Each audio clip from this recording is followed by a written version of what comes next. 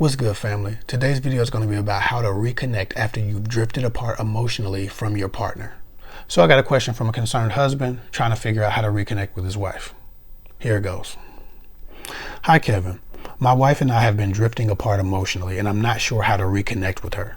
I want us to be as close as we were when we first got married, but it feels like life has gotten in the way. How can I rebuild the intimacy and emotional closeness when we've grown distant? Should I bring it up directly, or would that make her feel pressured? I want her to know that I care without making it awkward. What are some ways I can show her I'm committed to improving our relationship? Good question. So I'll start with 5 simple things that you can do, because I'm about to talk a lot, but I'll start with the 5 simple things that you can do, and I'll try not to be too verbose, and then from that point I'll go into detail, but let's just see how this goes. The first and most simple thing that you can do to change the culture in your relationship and start to rebuild closeness is hug your partner every day for at least 5 seconds in a row. That's one hug. A real hug, an intentional hug, the type of hug you used to give each other when you missed each other, before you started taking each other for granted, before you started working late hours trying to build a home or some dream you have financially, before you needed to afford the stuff you bought and you needed to distract yourself with progress and growth and financial abundance and all of these different things that we do as adults. Before the kids got in the way, before these things started getting in the way of your intimacy, you hugged each other like you meant it. When you were embraced, it was genuine and it meant something. You could feel it. Hug your partner every day, no matter what type of mood you're in, no matter how badly you've been going at it, no matter if you're getting along or if you've been ignoring each other. Hug your partner every day for at least 5 seconds in a row. That's the first thing. You can do that every day. It doesn't require anything. If you're serious about really connecting with your partner emotionally, if you miss your wife being warm with you, if you miss that warmth that you had and that connection you shared, usher that in with a hug every day, no matter what. It's simple, it's easy, it doesn't require anything, and you don't need money to do it. It's the bare minimum. From that point, the second thing that you can do for absolutely free right now is kiss your partner like you mean it. You used to kiss each other and linger in that kiss. And I'm not talking about making out, right? Because sometimes that feels sexual depending on your whole thing and the patterns you've built in your relationship. I'm talking about one of those soft lips, lingering kisses, the type of kiss that you used to share when you missed each other. But it wasn't sex time, it was time to say goodbye. I always tell my clients, one of those airport kisses, if you've ever seen I don't know, I can't think of the romance movies, Sleepless in Seattle or some airport kiss. You know, when people are getting on the plane and they're about to leave each other and they don't want to leave each other and they're going to miss each other. And so they kiss each other and they hug each other like, you know, they can't wait to see each other again, but they're sad they have to leave. That level of connection that you share with someone you don't want to leave, but you have to. Kiss your partner like that every day.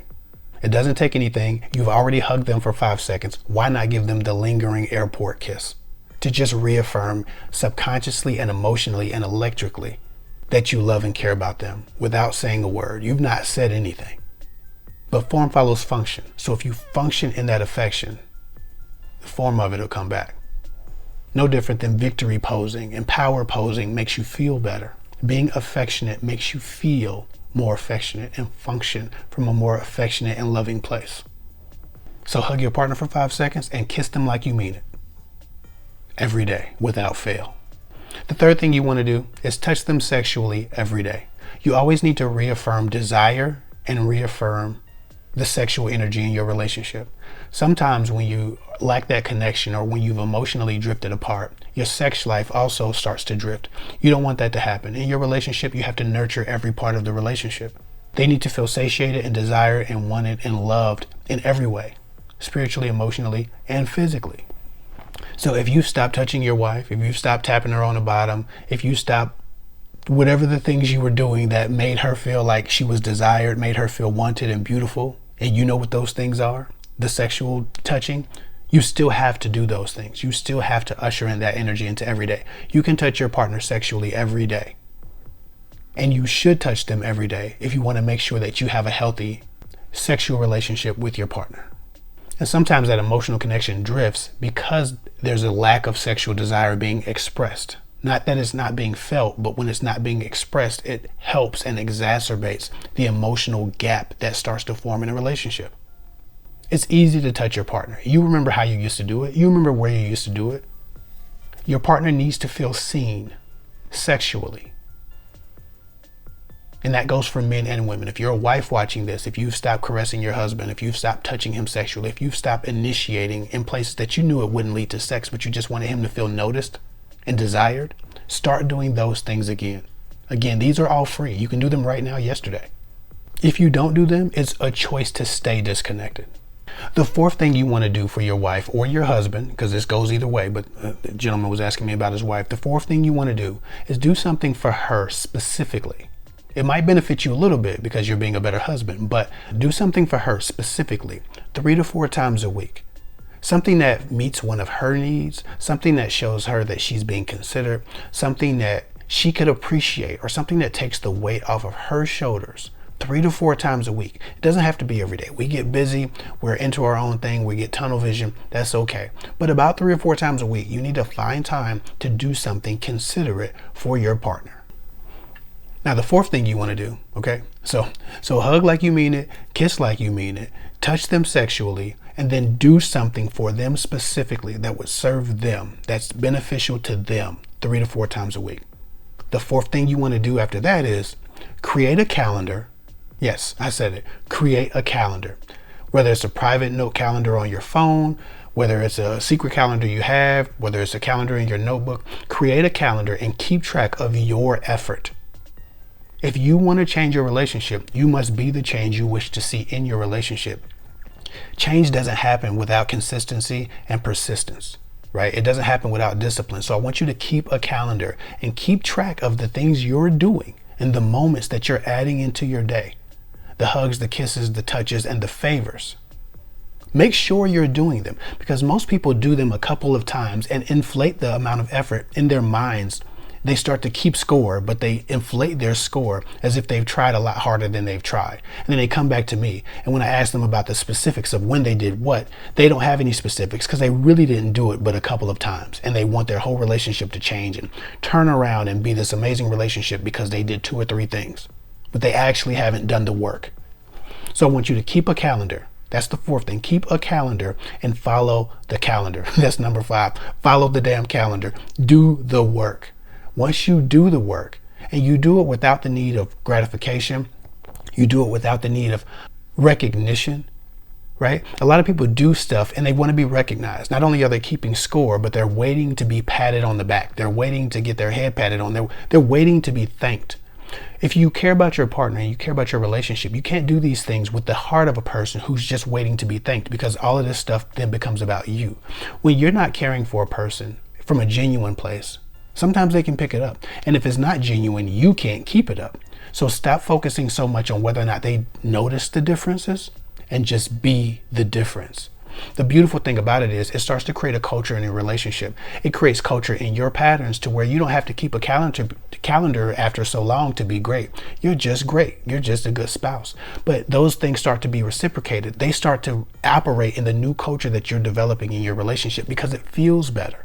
Right? All of a sudden, those favors are being returned, or not all of a sudden, but after some time, when they notice, wow, I'm in an amazing relationship, I have an amazing partner, those favors start to be returned, but you can't do it for those returns. Just do it. After some time, the culture will shift in your relationship, and you'll look up and you'll have that warm, loving relationship that you were looking for, that you once experienced. To your point of, should I bring it up directly? You don't have to start these. You certainly don't have to start. If your partner's one who doesn't like the hard conversations, then don't bring it up. Just be better. But if your partner's the one who likes to communicate, still start, still do it anyway. Give it a couple of weeks and then bring it up after you've been better. And say, listen, you may have noticed a change in my behavior. I just want you to know I'm recommitting to being my best for you. And I'm hoping that you're noticing it and enjoying what I'm offering. You can say and do something like that after the fact, but do the work first. Too often people want to have the conversation. They want to do the talking, but they don't want to do the working. Consequently, their partners don't even want to have the conversations anymore because they've already talked until they're blue in the face. They're waiting for the work. They're waiting for the results. The conversations always feel good, and it's a letdown when it doesn't happen. So I don't want you to start by talking. I want you to start by doing, start by working. I'm not saying that it's all your fault. I'm not saying that you're the bad person in the relationship. None of that matters. You can be right or you can be happy. If you invest in your relationship, you will be happy and your partner will be happy, and they will ultimately want to come over to your side and deserve the treatment by reciprocating. I wouldn't start with the conversation or by addressing it first, because that's what I can get out of this conversation. That's, I need you to change this so I can change this. Just take responsibility for who you are and how you show up in your relationship, whether you're the man or the woman or a husband or a wife, whomever might be dealing with this. Don't worry so much about having a conversation, getting them to admit their faults, and then trying to move forward, trading favor for favor, good deed for good deed, love for love, affection for affection. Stop keeping score and just be great. You want her to know you care without making it awkward, so just start acting more like you care. In time, that will feel more familiar and she'll follow suit. To your last question of what are some ways I can show her I'm committed to improving our relationship, doing the work before you do the talking is that way. Don't have a conversation. Don't talk about it. Just be about it. Show her that you're capable of new results and different function. What's understood and what's experienced doesn't have to be explained. So I hope that helps. Thank you so much for your question. That question actually goes for men and women, husbands, wives, boyfriends, girlfriends, whoever wants to usher in a better, more connected experience in a relationship. With that said, if you're not in a relationship but you watch this video anyway and you're looking to find one, please try Gone Chatting. Help us get to our first 10,000 users. On our app, we allow instant video dates right after you match with a person, and or trading video messages instead of boring DMs. So if you're tired of looking at emojis and lazy ass 3-word answers and acronyms for everything, WYD, all of that crap that bores you to death and gets you off the dating app without actually ever having a date from the dating app, please try Gone Chatting. You immediately speed date, you immediately virtual date, you immediately trade video messages and have real conversations.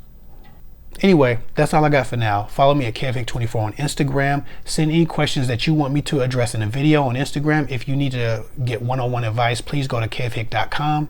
I'll get with y'all later.